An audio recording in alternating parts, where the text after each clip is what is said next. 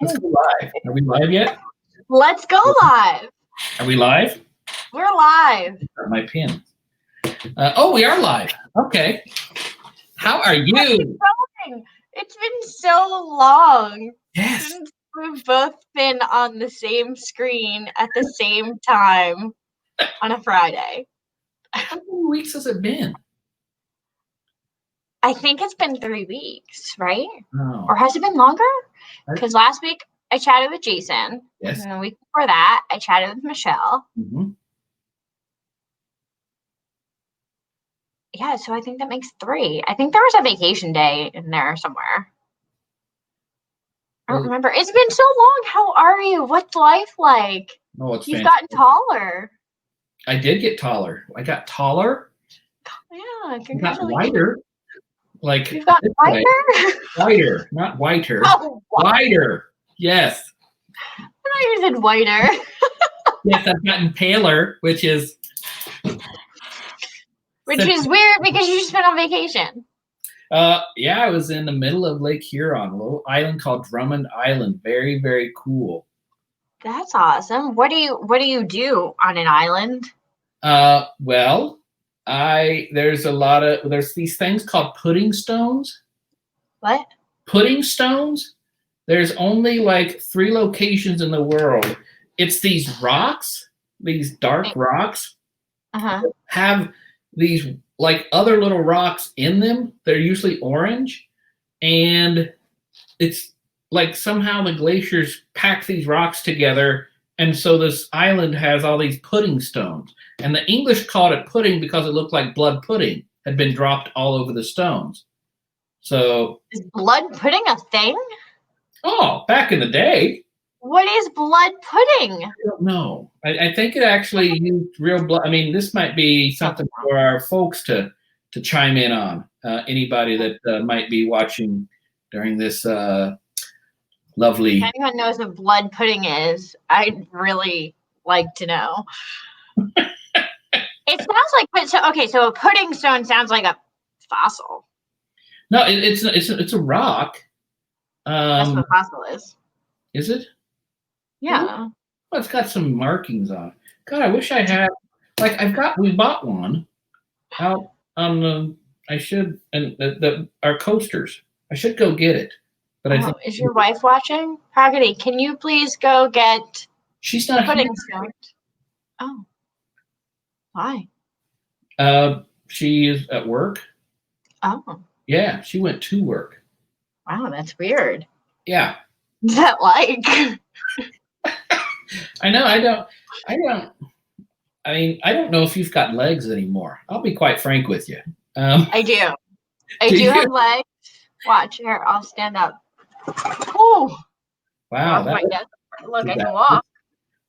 Wow. I'll close that drawer, roll them up. I swear I haven't seen hardly anybody from this down for, months work-wise. I know, isn't it weird?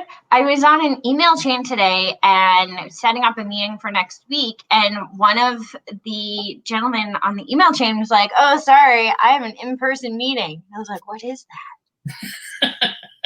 Like, I feel like I might be like, I was always socially awkward, but once we're all back together, I feel like I'm definitely going to be that like super socially awkward person who like doesn't know what to do in public. Because I've just been talking to a 2-year-old about monster trucks. Well, if you pick your nose or something like that, I'll make sure to remind you that's not socially acceptable. Okay. Thank you. I appreciate that.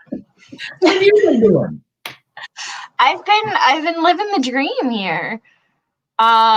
We went last weekend. We went to a sunflower patch. Oh, wow. Did you know that it is the end of sunflower season, though? No, I did not. I didn't know there was a sunflower season. So let me just tell you, I am highly allergic to flowers. I also cannot keep flowers alive. So why I decided to go to a sunflower patch, I have no idea. Was Matthew trying to bump you off? No, this was my idea because our son really loves to like pick flowers when we go on walks. And I think sunflowers are so pretty. But aren't they remind me of fall. Aren't they big? They're huge. I mean, these flowers were like taller than my husband and he's tall. They were huge, but like I had a serious allergy attack when we got home, and I was like, I can't figure it out. What's wrong? My husband's like, gee, I don't know. Maybe it's the 6 sunflowers that you put in the middle of our kitchen. So what do? You cut the heads off and put them in water? Well, so I guess like experienced people go with like shuckers. Oh. That's what they call them. Like scissors. Oh, okay. I thought that was a jelly company. Oh, no, that's Smuckers. Oh, okay. Thank you. You're welcome. And I think like they cut the flowers and then they bring them home, but we didn't know that. So like I went digging into the fields and was like trying to break them and like step on the stems and like rip them out of the ground. And I was like, I don't know how everyone's coming out of here with like 6 beautiful flowers, because by the time I got a flower out, it's like half the petals were missing because I like ran into a bunch of other flowers. So you're basically Chevy Chase on Christmas Vacation, just taking the whole damn tree and putting on your Veronica Falletta is doing the 3 question mark, wondering what we're doing, I think. Are you questioning me and my flowers, Veronica? Because I question that too. Wow. So how did you cut them? I broke them. I like stepped on the bottom of the stem. So like anyone who goes, I'm not going to tell you where I went because I broke a lot of flowers. So anyone who goes there, I apologize for all the broken flowers. It was me. Wow. So thank God there aren't cameras in the field, I guess. So how did you were they small enough that you could put them in your car, or did you have to strap them on top of your little black car? Strap onto the hood, hold them down. No, I put them in our trunk. I have an SUV, so I just put them laying down in the trunk. And then I cut them when I got home, and they're sitting on my kitchen table. So don't they have like actual, like I know baseball players eat those seeds and they spit out parts of it. Yeah, I don't know where those seeds come from though, because sunflowers have pollen. Like there's pollen everywhere. This sounds like the worst idea ever. Yeah, I didn't say it was a great idea. I just said it was something to do. So this weekend we're gonna go to the Halloween store. Okay. Because my son's really obsessed with Halloween. He's been asking to go to the Halloween store. I don't know if a 2-year-old asks to go to the Halloween store, but he's been asking for like a week. What? What are we gonna do? Like, what are we? I'm sorry, I was reading something that just popped up. What does he want to be this year? It changes day to day, but he's really into like skeletons and Frankenstein. Mm-hmm. So usually between those 2. Wow. Okay. That's something. So I know. Veronica wants us to talk about suicide prevention. We are going to be talking about that. If you are just joining us, we talk about mental health a lot. In fact, our guest today has created an entire podcast talking about mental health. And let's bring her in. Hello, Brenna. Hi. Hi. Thanks for having me. How are you? I'm good. How are you guys? Very good. So, Brenna, where are you? You're from? I am from Long Island in New York. Oh, wow. Yeah. Yeah, it's been crazy here. Yeah. And so, like, what's it like in New York right now? So I don't live in the city. Like I said, I live on Long Island, but I do have a ton of friends who have stayed in the city throughout this whole pandemic and quarantine craziness. And they said it was truly an eye-opener. It became so quiet. The city that never sleeps was asleep for a couple months. Scary. It's just been like really sad and really weird to see it that way. Not that I have seen it firsthand, but through the eyes of my friends and family who live there, yeah, it's, they walk their dogs and they don't run into people. And garbage pickup was not like priority for a little bit. So like New York City's already gross and it was like grosser. So yeah, I don't know. We're struggling here, but wow. Aren't we all everywhere? Yes. Oh, absolutely. Yeah. So then what have you been doing during the pandemic? You can't really go many places. So what have you been doing? So I like socially or both? So socially, not much. Just kind of been hanging out. Luckily, we have a fire pit in the backyard. So just been kind of making fires at night, hanging out there. I do live pretty close to the beach. So we go to the beach. But it's also different at the beach. Like you have to wear a mask when you're not laying down. And you have to wear a mask to go to the bathroom and only one person in at a time. And so it's just crazy. But yeah, professionally, I work at a private practice. So obviously we've been doing teletherapy online. So I was still able to see my clients that way, which is awesome. And then I, randomly started a podcast and I'm just rolling with it. Now, I want to talk about your podcast because, I was listening to a few episodes this week and it's phenomenal. But the telehealth thing, was that weird? Like, are you still able to have that connection with your clients even though you're not in person anymore? So, you're definitely still able to have some sort of connection, which is better than no connection, but it does bring its own set of problems. Like, for example, someone who is really anxious and I can typically tell because their leg is shaking. I can't see that online. So it would take for me to go, hey, is your leg shaking right now? Like, hey, are you playing with your rings on your finger right now? So, there's almost a level of honesty that the client and the counselor have to get to, to still have that therapeutic connection. So, it's better than nothing for sure. But my own personal opinion is that meeting face-to-face is the way to do it. Right.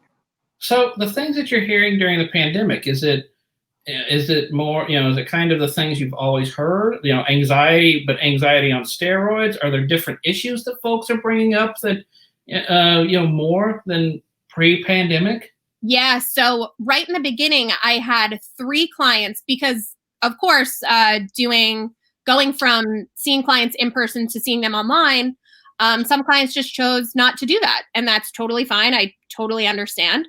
But I actually had 3 clients who said, hey, I'm not going to do teletherapy. Within the first couple weeks of quarantine, they had reached out and said, I'm actually really struggling and I really need to talk.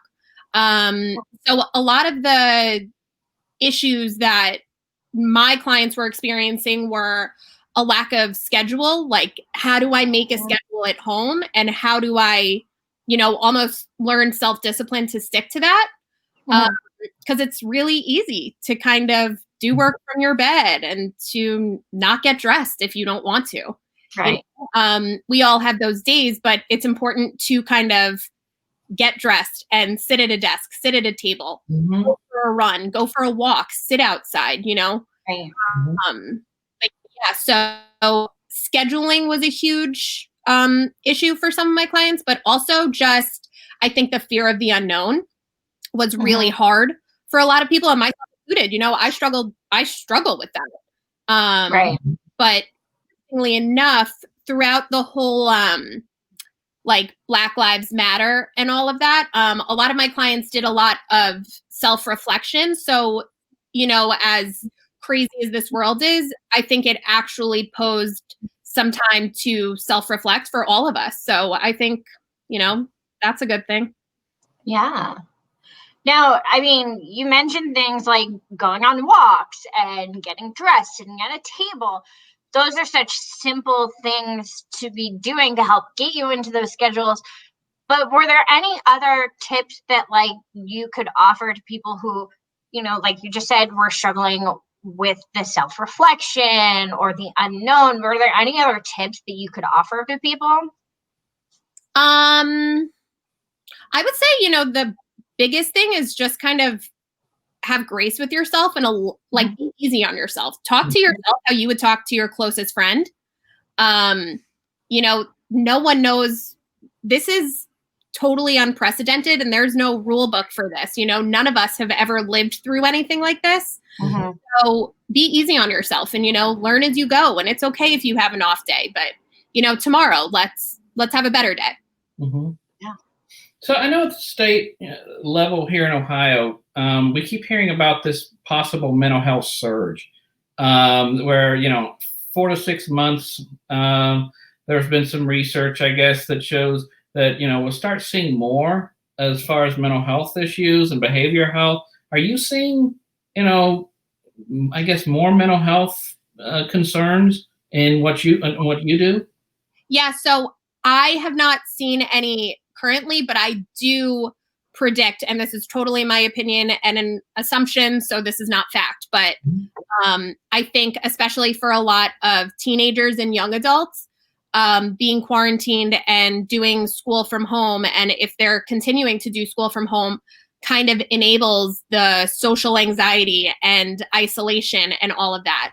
One of my cousins is actually a freshman in college. She's going to a small private school in, I think, Minnesota or somewhere. Mm-hmm. But she actually has her own dorm room. Mm-hmm.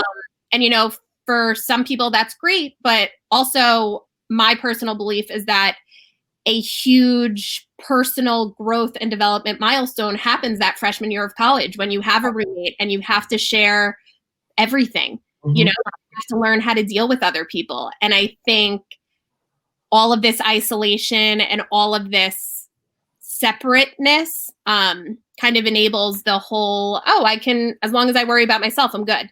Mm-hmm. So I totally assume that will become an issue. And I think social skills will be something that people struggle with.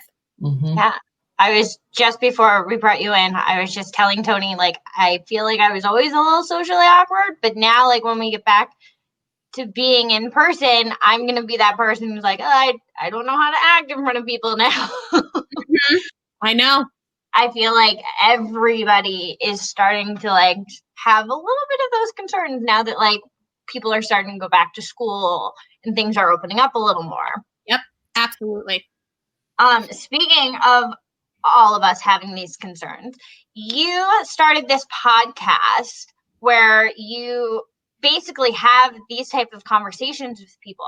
Yeah. Can you tell us how this all started? Yeah. So, funny enough, therapists are actually normal humans too. Mm-hmm. I know, so wild. So I found myself hearing from my clients that, my life must be so perfect and my friends and family are so lucky to have me and I must really have all my stuff together. And I would tell my boyfriend and he would look at me and be like, that's funny that people think you're perfect and that, you don't struggle too. Right. So it kind of got the wheels turning in my head. Why do we idolize anyone? And why do we think that anyone has it all together and anyone has this perfect life? Right. So I got the idea started for a podcast where each week I would just have someone new on and we would have an open and honest conversation about a time that they struggled with their mental health, what that looked like for them, what kind of got them to that point. And then on the other side, how they dealt with it and what their life looks like now. What did they learn from it? And at first, I really didn't think anyone would listen besides my family who I forced to listen. But it's actually been really awesome. And I've had like people that are well known, like Hannah Berner from Summer House. I'm having Everett Weston from Summer House. Tara Newman from Dirty John. Just influencers and celebrities, and and it's awesome. Right. These people who are so well known are coming on my platform to share their stories. And, you know, I think having celebrities and famous influencers and whatever you want to call it be open and honest to my listeners will help the listeners of my podcast, you know, feel free to do the same. Yeah. So what are some of the things that these people are struggling with? Anxiety comes up a lot. Okay. But we also have touched on, I'm not sure if you guys are familiar with Theo Fleury. He's an ex-professional hockey player. He won the Stanley Cup, but he actually talked about his suicide attempt. So we've really covered anything and everything from sexual assault, suicide attempts and ideations, anxiety, depression, you name it, and we'll talk about it. Oh. Yeah. What made you want to be a therapist? I mean, you make more money as a, you know, all of that, you know, what made you want to, you know, this is where I want my life to go? Yeah, so I actually didn't think I wanted my life to go here. I went into the program I go to Hofstra University, but I went into the program solely just joining their rehabilitation counseling program, which is advocating for people with disabilities, whether it be physical, emotional, developmental. And in my first semester there, I took an intro to counseling class just because I had to. My professor midway through the semester pulled me aside and he was like, I know you're not in the mental health counseling program, but you need to be. And I was like, what do you mean? And it's funny that he said that because throughout the class, that little voice in my head was like, you love this. You really love doing this. But I always told myself, I was like, I'm never going to be that person who sits in a room and says, how are you feeling today? How did that make you feel? And now I love doing that.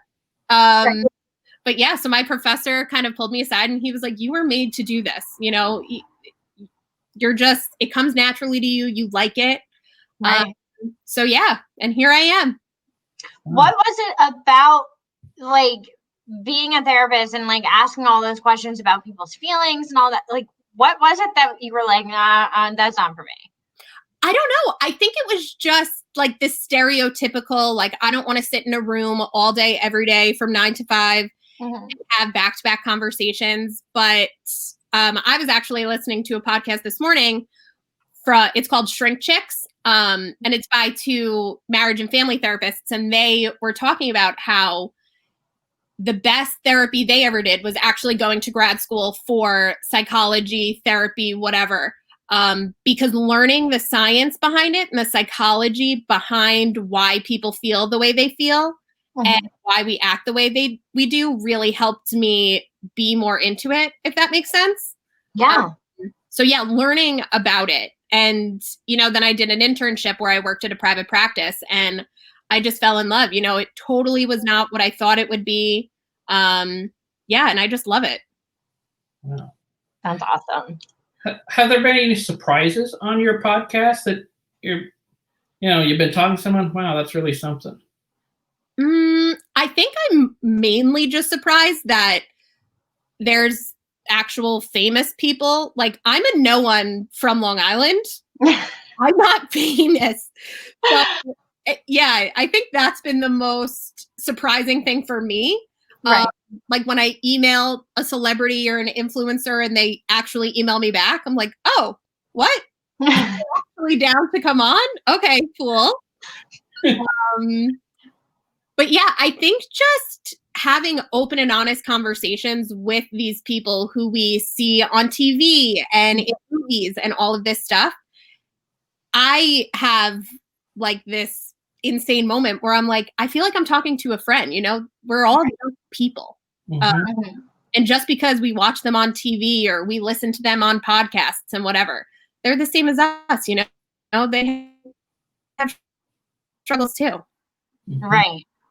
Was there anything that anybody that you've talked to on your podcast like said, oh, I did this to help with my mental health, that you were like, oh, that's cool. Like that you learned something from? The one thing that sticks out in my mind is in my most recent episode, Hannah Berner talks about that she journals, and that's something that I also do. So it was cool to be like, oh my God, that's how I channel my anxiety too. Yeah. I can't think of something that I was like surprised by that I was like, huh, that's so interesting. The one thing though, I will say was I don't know if you guys are familiar with the Instagram account.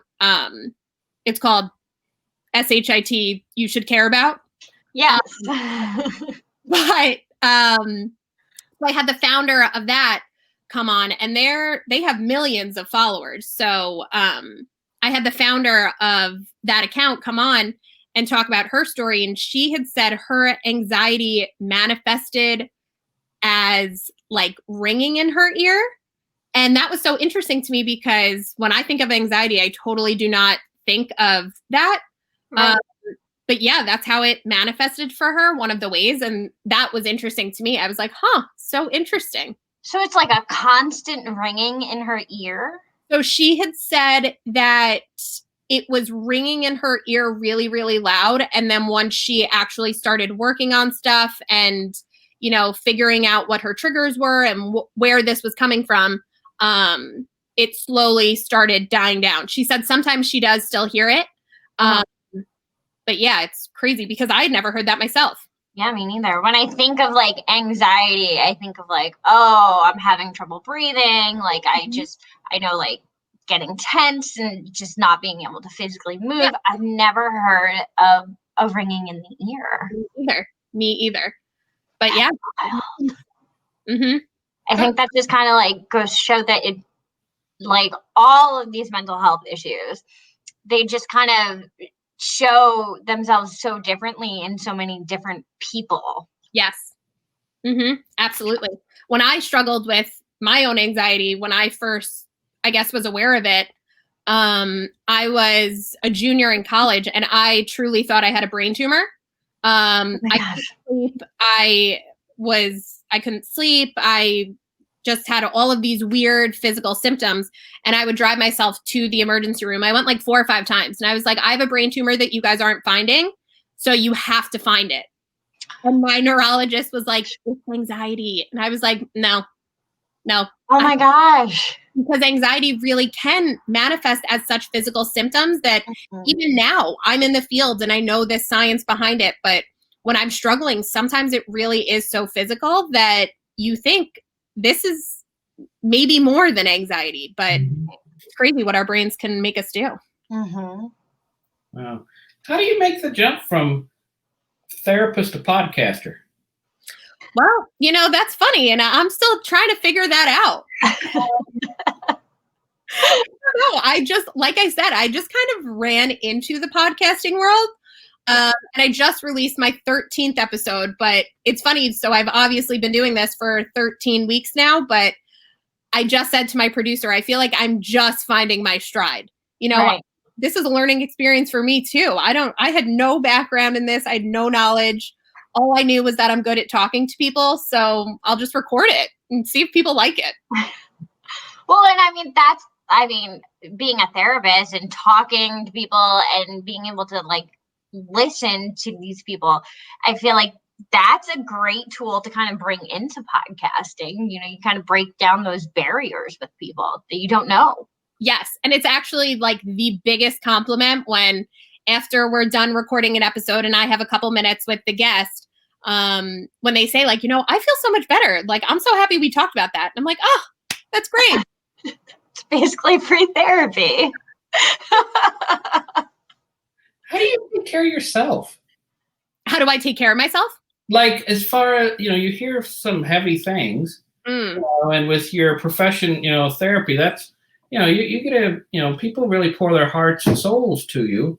How do you take care of yourself? Do a little self-care. Oh, yeah. So I am a huge journaler. My brain would never shut off if I didn't write what was going on in my brain down on paper. And I think subconsciously my brain feels like if I write it down, I don't have to think about it anymore. So I'm a huge journaler. I always have a notebook on me to write down. I keep one in my car. I keep one by my bed. Wow. Yeah, I always have it. Yeah, but I also am huge into getting outside in nature. Whether it be sitting outside for an hour, I love going on long walks. I love going for runs, just moving my body. Breathing the fresh air is super good for both our mental and physical health. And I also do make it a point to be in bed for 9 hours. So I think sleep is super important. But yeah. Tell me more about this 9 hours of sleep. I'm not a mom, so tell me about this. Now, I don't know if I'll get the whole 9 hours when I am a mom. What's it like? Do you have beautiful dreams? You know what? Sometimes I do. But the point is, sleep's really important for mental health. Yes, and physical health. Mm-hmm. Mm-hmm.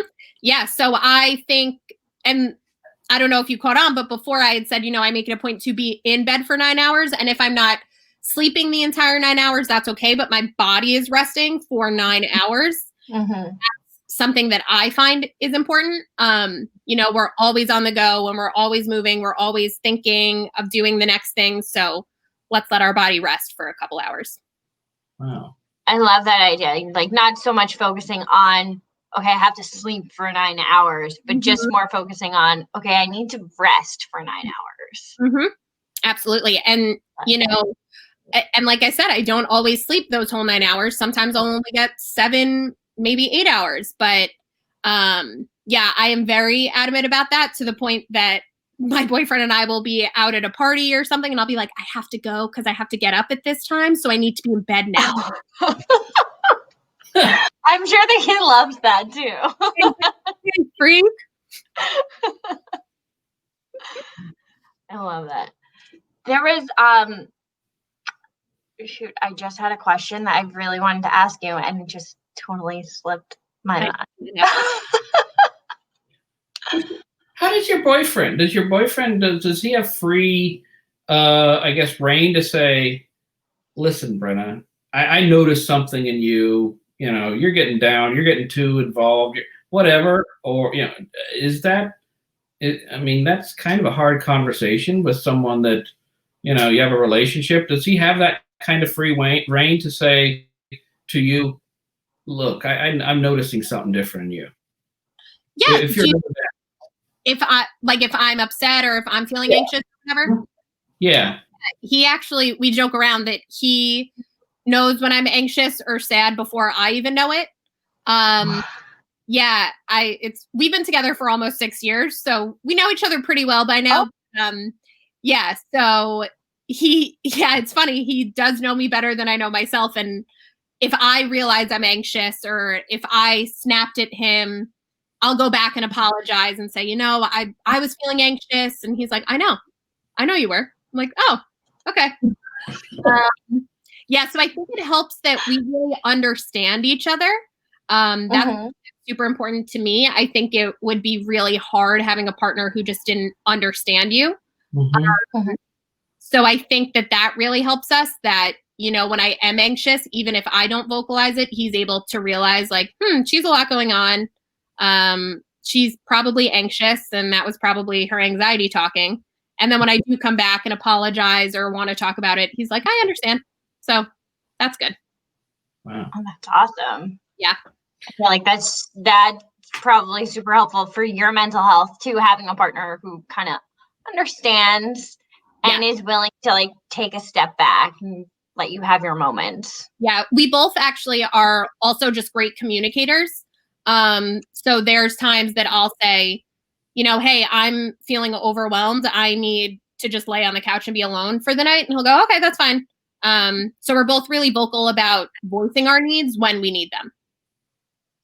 Well, and that's one thing that recently we've been having conversations about, is that like self-care isn't always like, oh, I'm getting all this sleep, I'm doing these face masks, but sometimes it's just setting those boundaries. Like you just said, like, hey, I need to be by myself. I need the couch.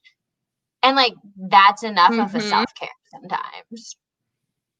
Yeah, I think so often, like you just said, when we think of self-care, we think of, you know, like getting our hair done and going golfing and doing all these things, where really the self-care that is most important is putting up boundaries, sticking to our boundaries, you know, doing things that make us feel good, doing things that honor our values. And yeah, that's the real self-care, but that's a lot of work. Yeah. Men are less vocal, you know, kind of a stereotype that men, is it, do you take different approaches, therapy with men versus therapy with women? Or is it the same, you know? No, I don't think I do. I am a firm believer that, you know, I'm going to connect with my client.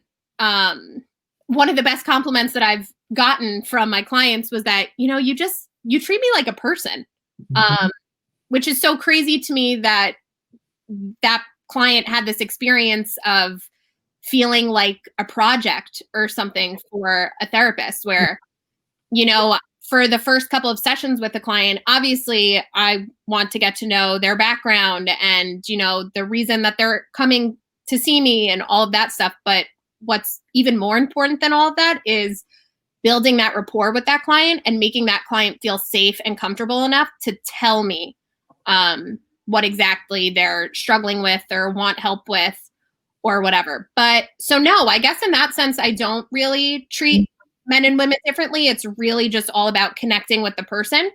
But yeah, I think that I agree with you, Tony, that there is this stereotype of men not opening up. But my experience is that once they're comfortable, they'll ramble on. Yeah, because we work with like truckers and farmers, and those are hard, you know, I guess professions to talk about feelings or emotions or, you know, emotional health. And you know, we're trying to, you know, one of the things that I said was, you know, maybe you don't talk to, you know, I'm telling HR managers, maybe you don't talk to them face to face. Go work on their truck with them, and that way you don't have to look at each other, but you can still have that conversation. Maybe I'm giving terrible advice. No, so that makes sense. You're doing something that like they enjoy doing. And so you're physically breaking down that barrier. Yeah, I totally agree with you, Tony. And that's not terrible advice. You know, for therapy, sometimes if my client's looking tired or it's a beautiful day out and we're sitting in this small office, I'll say, do you want to go outside for a walk? Like, let's bring this outside and let's get some fresh air and walk and talk, you know, and do something that they enjoy doing. Of course, with that being said, it has to be something leisurely that, you know, TV together. But yeah, I actually enjoy that. I enjoy, you know, doing something that my client enjoys and connecting with them that way, because it's nice seeing someone in their element. Very cool. And, you know, everybody's worried also about going back to school. A lot of back to school anxiety. You know, parents are, teachers are, students are. Any advice that you could be, you know, that you could give us on, you know, this whole going back to school? Yeah, you know, I like I said before, I think just have grace with yourself. You know, be easy on yourself. It's okay to feel uncomfortable and it's okay to feel awkward at first. You know, we're all in the same boat. We have all just been out of work, out of school, out of whatever our typical environment is for so long that we're all feeling uncomfortable. We're all feeling anxious to get back to how it used to be. You know, it's not just you. Yeah. Wow. And what about people who, there's a lot of stigma around therapy, I feel like. That, you know, a lot of people are like, oh, yeah, therapy doesn't work. What do you have to say to those people? Nothing really. You know, I feel like if a person is anti-therapy or doesn't think therapy works, then totally cool. But, you know, my opinion is super different. I think therapy can only work if you want it to work, though. If you're actively fighting against your therapist or the act of going to therapy, the act of opening up to someone, it's not going to work. So they're right in that sense, you know, if they're going to therapy and they don't want it to work, it's not gonna. Right. But you know, I go to therapy myself, and I find it so comforting and therapeutic to talk to someone and get whatever's in my head. You know, like I said, I write it down, but it's also nice to talk to a third party who is unbiased and can tell me if I'm acting out of line or if, you know, I overreacted for something, and kind of figure out where my reactions are rooted from. And, you know, I didn't realize that made me so angry. I wonder why that is. Right. It's just really nice to have someone to talk to that isn't going to judge you. And I feel completely safe to say whatever I want. And that's really special. You know, I've had folks, you know, tell me, you know what, I don't want to go to therapy because I don't want to lay on a couch. I'm not kidding you. Because there's that stereotype of the therapist behind you and you're on the couch. And I mean, is that really how it's, you know, how therapy is always done? I have actually never had a client lay down, but I have heard of, you know, coworkers who their client lies down and kicks their shoes off and gets comfortable, and however you want to do your session works for us, you know? Right. As long as you're comfortable, then I'm comfortable.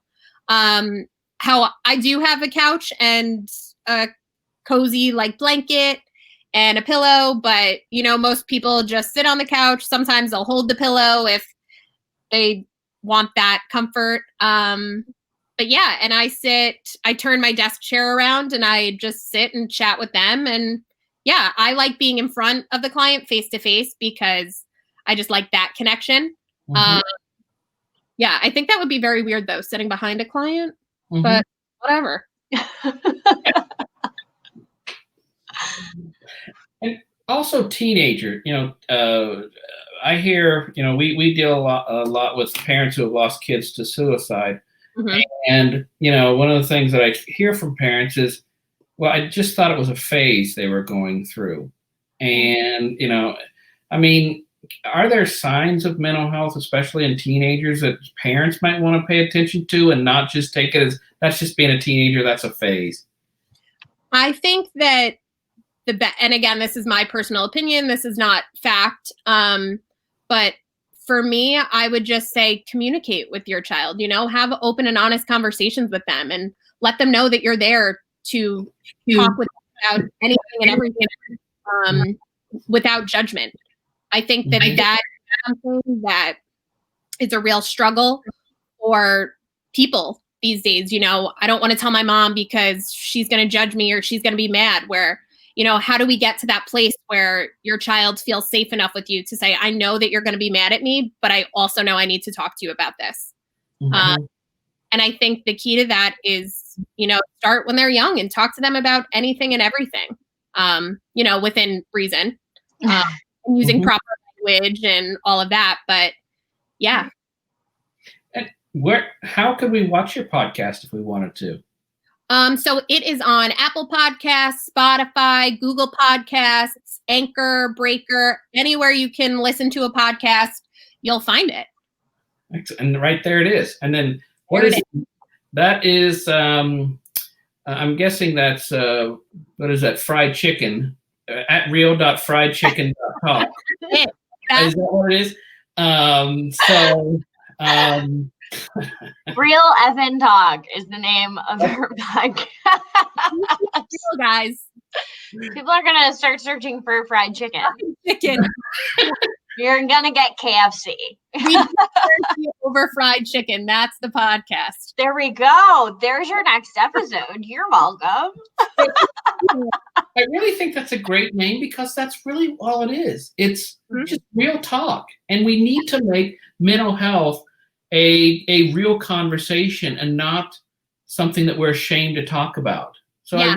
I really do love the name, and it isn't fried chicken, but I totally agree with you though, you know, and when I was trying to come up with the name, it was honestly the first one I thought of, just because I hate the BS that comes with talking about mental health sometimes. You You know, it doesn't always have to be this sit down, serious conversation. You know, we can laugh about how my anxiety was really crazy yesterday because my friend didn't answer a text message. Like, that's silly, you know, and it's okay to say that's so silly. And that, you know, but yeah, so we keep it real. And, you know, if you're into that, then come join us. Excellent. Wonderful. I love it. Yeah. Well, thank you so much, Brenna, for being on here, but also for kind of opening that door for other people who don't understand mental health or what have you. Thank you so much for just creating that podcast. Yeah, thank you guys for having me. I appreciate you giving me this platform to kind of share what I'm doing. And I think the work that you guys are doing is awesome as well. So this has been great. Well, thank you. Thank you guys. All right. Well, you guys have a. Oh, sorry, I didn't mean to talk with you. Anchor and Apple and at Real Fried Chicken. Real Fried Chicken. All of the fried chicken. Gonna hear Brenna. And who's do you have a next guest? Do you have a guest lined up? Yeah, my next episode is dropping Tuesday at 7 a.m. Eastern Standard Time. And it is actually with two girls. Their names are Lacey and Sarah. They are from Orange County, California, and they talk about how they actually a couple of years ago were on their way home from dinner and they unfortunately got kidnapped for a couple of hours. Yeah. And they had this very traumatic experience together. And they kind of dive into that. And then the second half of the episode, we talk about how that trauma impacts their life today and how they got through that, how they worked through that, what types of therapy they did, how their friends and family helped them. So, yeah. Wow. Yeah. So it's almost like true crime. Yeah. Yeah. With mental health. So if you like true crime, if you like real people, and if you like celebrities, check out Real Fckn Talk. And fried chicken. And fried chicken. Grab a bucket of fried chicken before you listen to every episode. That's the new rule. Thank you so much, Brenna. This has been so great talking to you. Guys, I know. This has been fun. Well, we'll see you on Tuesday at 7 a.m. then. Yeah. All right. Thanks so much. Bye. Have a good weekend. You too.